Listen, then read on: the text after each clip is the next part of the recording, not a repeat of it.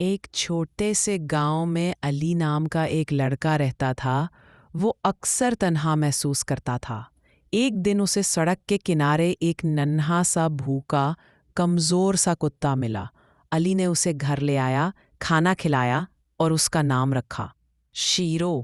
اس دن کے بعد علی اور شیرو کی دوستی گہری ہوتی گئی۔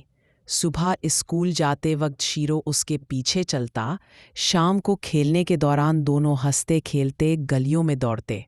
گاؤں والے کہا کرتے تھے یہ دونوں تو جیسے ایک ہی جان کے دو سائے ہیں، مگر زندگی ہمیشہ وہ نہیں دیتی جو ہم چاہتے ہیں۔ علی کے والد کو شہر میں نوکری مل گئی اور پورے خاندان کو وہاں شفٹ ہونا پڑا۔ جس نئے گھر میں وہ جا رہے تھے وہاں جانور رکھنے کی اجازت نہیں تھی۔ علی نے بہت کوشش کی کہ شیرو بھی ساتھ جا سکے، مگر حالات کے آگے وہ بے بس تھا۔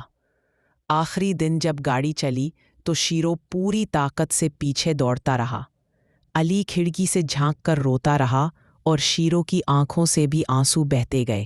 گاڑی آہستہ آہستہ دور ہوتی گئی اور شیرو سڑک کے کنارے بیٹھا رہ گیا۔ ان کی دوستی ختم نہیں ہوئی، مگر جدائی نے دونوں کے دلوں پر ہمیشہ کے لیے ایک زخم چھوڑ دیا۔